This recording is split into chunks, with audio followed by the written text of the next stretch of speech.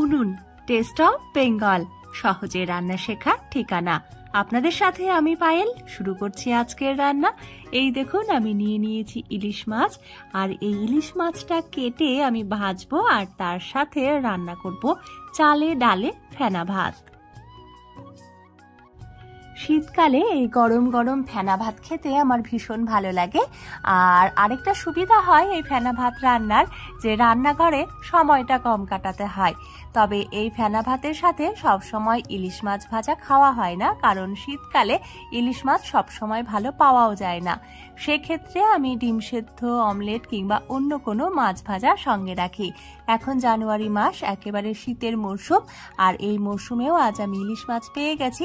তাই ইলিশ মাছটা প্রথমেই আমি কেটে নেব, তার জন্য আঁশ খুব ভালো করে ছাড়িয়ে নিচ্ছি। শীত হোক, গরম বা বর্ষা, ইলিশ মাছ আমার সব সময়ই প্রিয়। আমার মতন আপনারা কারা কারা ইলিশ মাছ খেতে ভালোবাসেন কমেন্ট বক্সে জানাতে কিন্তু একদম ভুলবেন না। মাছের আঁশ ছাড়ানো হয়ে গেলে মাছের এই পাখনাগুলো আমি কেটে নিচ্ছি।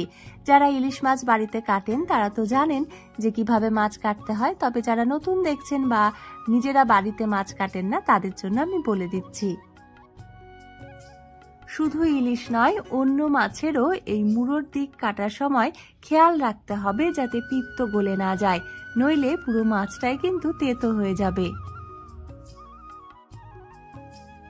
উনুন টেস্ট অফ বেঙ্গল সবসময়ই আপনাদের কাছে খুব সহজে বিভিন্ন ধরনের রোজকার কিংবা বিশেষ বিশেষ রান্নাগুলো করে দেখায়। আজকের রান্নাটাও তার ব্যতিক্রম নয়, সেটা কিন্তু আপনারা বুঝতেই পারছেন। তাই আপনারা চাইলে উনুন টেস্ট অফ বেঙ্গলকে ভালোবেসে করে তুলতেই পারেন আপনাদের রান্নাঘরের সাথী। মুড়োর ভেতর থেকে আমি কানকোটা ছাড়িয়ে ফেললাম।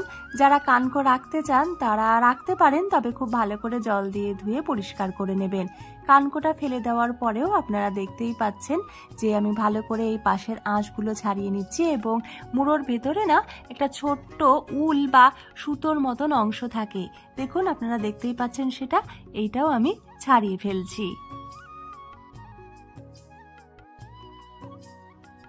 এবারে আমি মাছের পিস কেটে নেব।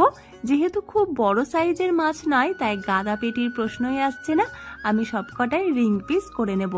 আর ছোটবেলায় আমি যখন মাকে মাছ কাটতে দেখেছি ইলিশ মাছের লেজটা এইভাবে মা কাটতো, মানে ইলিশ মাছের লেজের মাঝখানটা এইভাবে ভিয়ের মতন করে চিড়ে নিত। আমিও তাই এইভাবেই মাছ কেটে থাকি। ইলিশকে আমি মাছের রানী বলে থাকি, সেটা ইলিশের স্বাদের জন্য, আবার ইলিশের রূপের জন্য। ইলিশের এই রূপলি রং আমার ভীষণ প্রিয়। ইলিশের মরশুমে যখন সারা বাজারে ইলিশ ছেয়ে থাকে, তখন মনে হয় পুরো বাজারটাই যেন রূপলি চাদরে মোড়া রয়েছে। একইভাবে অন্য মাছটাও আমি কেটে নিচ্ছি। আগেই বলেছি যে মাছের মুড়োর দিক কাটার সময় সতর্ক থাকতে হবে যেন পিত্ত গলে না যায়। এক্ষেত্রেও আমি কিন্তু সেই একই সতর্কতা নিয়েই মাছটা কাটছি। পিত্ত গলে গেলে মাছ এতটাই তেতো হয়ে যায় যে কোনোভাবেই কিন্তু মাছটা আর খাওয়া যায় না।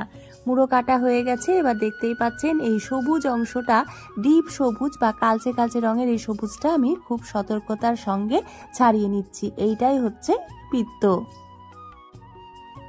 ইলিশ মানেই কিন্তু সব প্রথমে আমাদের মনে আসে সর্ষে ইলিশের কথা, আর এই সর্ষে ইলিশের মধ্যেও আবার দুটো ভাগ রয়েছে। যেমন ধরুন, আমরা মাছ ভেজে সর্ষে ইলিশ রান্না করি, আবার মাছ ভাপাও করে থাকি সর্ষে বাটা দিয়ে, অর্থাৎ কাঁচা মাছ রান্না করে থাকি। তা সে ভাপা হোক বা ভাজা, ইলিশ মাছ রান্না করা কতটা সহজ এবং কত সুন্দরভাবে রান্না করা যায় সেটা আপনারা উনুন টেস্ট অফ বেঙ্গলের ইলিশ মাছের রেসিপিগুলো দেখলেই বুঝতে পারবেন।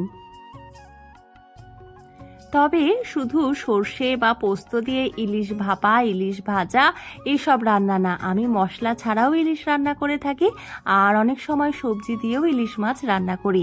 বেশ কয়েকদিন আগে একটা নতুন ধরনের রান্না আমি করেছি, যেটাতে ভাপার স্বাদও থাকবে আবার ভাজার স্বাদও থাকবে, অর্থাৎ না ভাপা না ভাজা, এই পদ্ধতিতে আমি রান্না করেছি ইলিশ মাছের নতুন একটা রেসিপি, যেটা খেতে হয়েছিল ভীষণ ভালো। এই সমস্ত রান্নার রেসিপিগুলো কিন্তু আপনারা পেয়ে যাবেন উনুন টেস্ট অফ বেঙ্গলে। মাছগুলো কাটা হয়ে গেলে আমি জলে ভালো করে ধুয়ে নিচ্ছি। কেউ কেউ বলে থাকেন মাছ মাংস 2-1 বারের বেশি জল দিয়ে ধুতে নেই, এতে করে স্বাদ নষ্ট হয়ে যায়। তবে খুব ভালো করে না ধুলে আমার একদম ভালো লাগে না, তাই আমি মাছ খুব ভালো করে কিন্তু ধুয়ে নিচ্ছি। বিভিন্ন ধরনের রান্নার সাথে সাথে উনুন টেস্ট অফ বেঙ্গল আপনাদের কাছে একটা বার্তাও পৌঁছে দিয়ে থাকে। খাবার এবং জলের অপচয় করবেন না, খাবার ভাগ করে নেবেন, এতে ভালোবাসা বাড়ে। আর বন্ধু বান্ধব আত্মীয় স্বজনের সাথে সাথে পশু পাখিদেরও কিন্তু অবশ্যই বিভিন্ন খাবার দেওয়ার ব্যবস্থা করবেন, কারণ তারা তো আমাদের মতন রান্না করতে পারে না। মাছ ধোয়া হয়ে গেছে, এবারে আমি এখানে ফেনা ভাতের জন্য মানে চালে ডালে ফেনা ভাতের জন্য নিয়ে নিয়েছি 1/2 কাপ মসুর ডাল আর 1/2 কাপ সেদ্ধ চাল। আমি এখানে চাল আর ডালের পরিমাণটা সমান সমান নিয়েছি, আপনারা চাইলে একটু কম বেশি করে নিতে পারেন। আর সাথে নিয়েছি আলু এবং কড়াইশুঁটি, এগুলো আমি সেদ্ধ করতে দিয়ে দেব এই চাল ডালের সাথে। তবে আপনারা চাইলে কিন্তু অন্যান্য সবজিও যোগ করতে পারেন, এতে করে খাবারের পুষ্টিগুণ আরও বেড়ে যাবে। চাল ডাল প্রথমেই একসাথে আমি খুব ভালো করে ধুয়ে নিচ্ছি, আর তারপরে এখানে আমি আলু ছাড়িয়ে নেব আর কড়াইশুঁটিগুলো ছাড়িয়ে নেব। মেসে থাকার সময় এই রান্নাটা আমি বন্ধুদের কাছে শিখেছিলাম, চটজলদি রান্না হয়ে যায়, তাই যারা হোস্টেল মেসে থাকেন কিংবা ব্যাচেলার তাদের জন্য এই রেসিপিটা কিন্তু খুবই কার্যকরী। তবে এই খাবারটা গরম গরম খেতে বেশি ভালো লাগে। এখানে আমি বেশ কিছুটা জল গরম করে নিয়েছি এবং জল ফুটে উঠলে তার মধ্যে চাল ডাল আলু লবণ আর তার সাথে দিয়ে দিচ্ছি অল্প একটু সর্ষের তেল। এই রান্নাটা সাধারণত আমি প্রেসার কুকারে করে থাকি, তবে আজ আমি এটা একটা পাত্রে রান্না করছি। আর চাল ডাল প্রায় সেদ্ধ হয়ে এসেছে, দিয়ে দিচ্ছি অর্ধেক পেঁয়াজ কুচি, দিয়ে দিলাম ছাড়িয়ে রাখা কড়াইশুঁটি আর তার সাথে আস্ত কাঁচা লঙ্কা। লঙ্কাগুলো চিড়ে দিলে ভাতের মধ্যে ঝাল ভাব চলে আসবে, তাই বাচ্চাদের খেতে অসুবিধা হবে, এই কারণে আমি লঙ্কাগুলো আস্তই দিয়েছি। আর যেহেতু আজকের রান্নায় ফ্যান গালা যাবে না, তাই আমি জলের পরিমাণটা প্রথমে অল্প দিয়েছি। এখন আমার মনে হচ্ছে আরেকটু জল দেওয়া প্রয়োজন, তাই আরেকটু জল দিয়ে রান্না করছি। ফেনা ভাত প্রায় হয়ে এসেছে, তাই আমি মাছে নুন হলুদ মাখিয়ে নিচ্ছি, কারণ এবারে মাছগুলো ভেজে নেব। এখানে চাল ডাল একসঙ্গে সেদ্ধ করলেও খিচুড়ির মতো কিন্তু স্বাদ হবে না, কারণ এখানে হলুদ বা ফোড়নের ব্যবহার হচ্ছে না।